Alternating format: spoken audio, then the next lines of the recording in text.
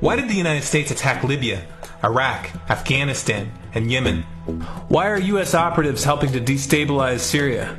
And why is the United States government so intent on taking down Iran, in spite of the fact that Iran has not attacked any country since 1798? And what's next? What are we headed for? When you look at the current trajectory that we're on, it doesn't make any sense at all if you evaluate it based on what we're taught in school. And it doesn't make any sense if you base your worldview on the propaganda that the mainstream media tries to pass off as news. But it makes perfect sense once you know the real motives of the powers that be. In order to understand those motives, we first have to take a look at history. In 1945, the Bretton Woods Agreement established the dollar as the world reserve currency, which meant that international commodities were priced in dollars. The agreement, which gave the United States a distinct financial advantage, was made under the condition that those dollars would remain redeemable for gold at a consistent rate of $35 per ounce. The United States promised not to print very much money, but this was on the honor system, because the Federal Reserve refused to allow any audits or supervision of its printing presses. In the years leading up to 1970, expenditures in the Vietnam War made it clear to many countries that the U.S. was printing far more money than it had in gold.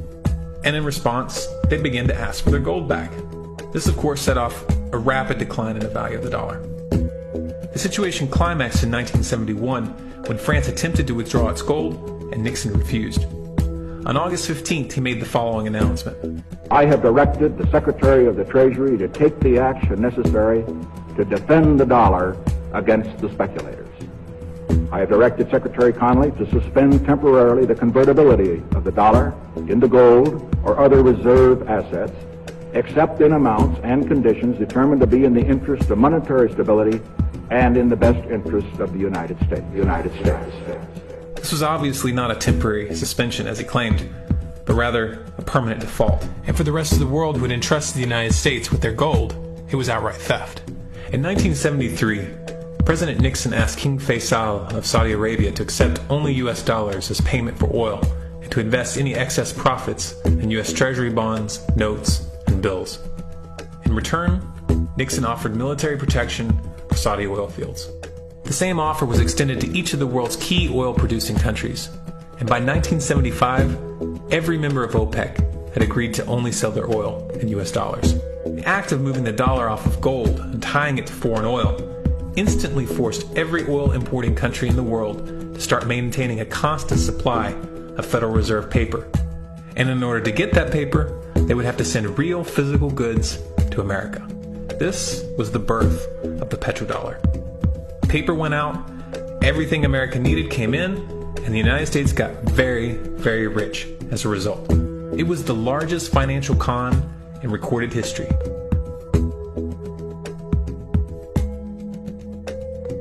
The arms race of the Cold War was a game of poker. Military expenditures were the chips, and the U.S. had an endless supply of chips. With the petrodollar under its belt, it was able to raise the stakes higher and higher, outspending every other country on the planet, until eventually U.S. military expenditures surpassed that of all other nations in the world combined. The Soviet Union never had a chance. The collapse of the communist bloc in 1991 removed the last counterbalance to American military might. The United States was now an undisputed superpower with no rival. Many hoped that this would mark the beginning of a new era of peace and stability. Unfortunately, there were those in high places who had other ideas. Within that same year, the U.S. invaded Iraq in the First Gulf War. And after crushing the Iraqi military and destroying their infrastructure, including water purification plants and hospitals, crippling sanctions were imposed which prevented that infrastructure from being rebuilt. These sanctions, which were initiated by Bush Sr. and sustained throughout the entire Clinton administration, lasted for over a decade and were estimated to have killed over 500,000 children. The Clinton administration was fully aware of these figures. We have heard that 500,000 children have died. I mean, that's more children than died in Hiroshima. And you know, is the price worth it? I think this is a very hard choice, but we think the price is worth it. Miss Albright, what exactly was it that was worth killing 500,000 kids for? In November of 2000, Iraq began selling its oil exclusively in euros. This was a direct attack on the dollar and on U.S. financial dominance, and it wasn't going to be tolerated. In response, the U.S. government, with the assistance of the mainstream media, began to build up a massive propaganda campaign claiming that Iraq had weapons of mass destruction and was planning to use them. In 2003, the U.S. invaded, and once they had control of the country, oil sales were immediately switched back to dollars. This is particularly notable due to the fact that switching back to the dollar meant a 15 to 20% loss in revenue due to the euro's higher value. It doesn't make any sense at all unless you take the petrodollar into account. So I came back to see him a few weeks later, and by that time we were bombing in Afghanistan. I said, "Are we still going to war with Iraq?" And he said, "Oh, it's worse than that." He said, he reached over on his desk, he picked up a piece of paper, he said, I just got this down from upstairs, meaning the Secretary of Defense's office today, and he said, "This is a memo that describes how we're going to take out 7 countries in 5 years, starting with Iraq and then Syria, Lebanon, Libya, Somalia, Sudan, and finishing off Iran." Let's take a look at the events of the past decade and see if you see a pattern. In Libya, Gaddafi was in the process of organizing a bloc of African countries to create a gold-based currency called the dinar, which they intended to use to replace the dollar in that region. US and NATO forces helped destabilize and topple the Libyan government in 2011, and after taking control of the region, US armed rebels executed Gaddafi in cold blood and immediately set up the Libyan central bank. Iran has been actively campaigning to pull oil sales off of the dollar for some time now, and it has recently secured agreements to begin trading its oil in exchange for gold. In response, the US government, with mainstream media assistance, has been attempting to build international support for military strikes on the pretext of preventing Iran from building a nuclear weapon. In the meantime, they established sanctions which US officials openly admit are aimed at causing a collapse of the Iranian economy. Syria is Iran's closest ally, and they are bound by mutual defense agreements. The country is currently in the process of being destabilized with covert assistance from NATO, and though Russia and China have warned the United States not to get involved, the White House has made statements within the past month indicating that they are considering military intervention. It should be clear that military intervention in Syria and Iran isn't being considered. It's a foregone conclusion, just as it was in Iraq and Libya. The U.S. is actively working to create the context which gives them the diplomatic cover to do what they already have planned.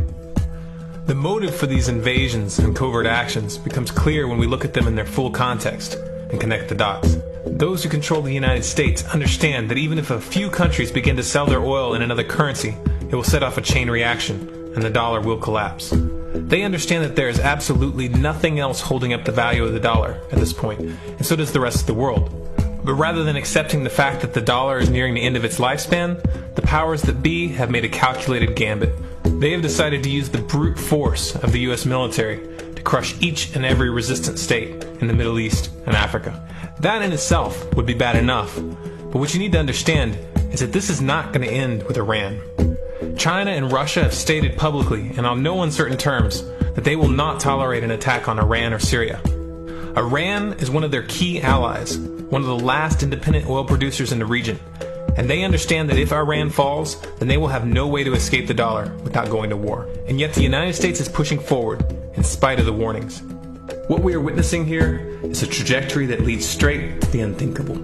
It's a trajectory that was mapped out years ago in full awareness of the human consequences. But who was it that put us on this course?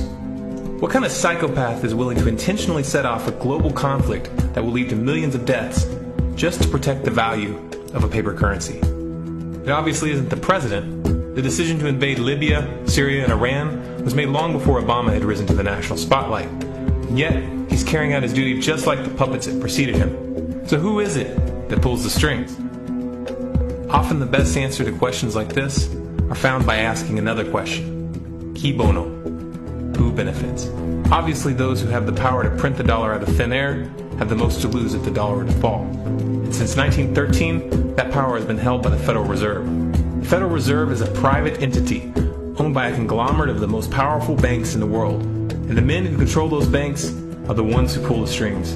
To them, this is just a game. Your life and the lives of those you love are just pawns on their chessboard. And like a spoiled 4-year-old who tips the board onto the floor when they start to lose, the powers that be are willing to start World War III to keep control of the global financial system.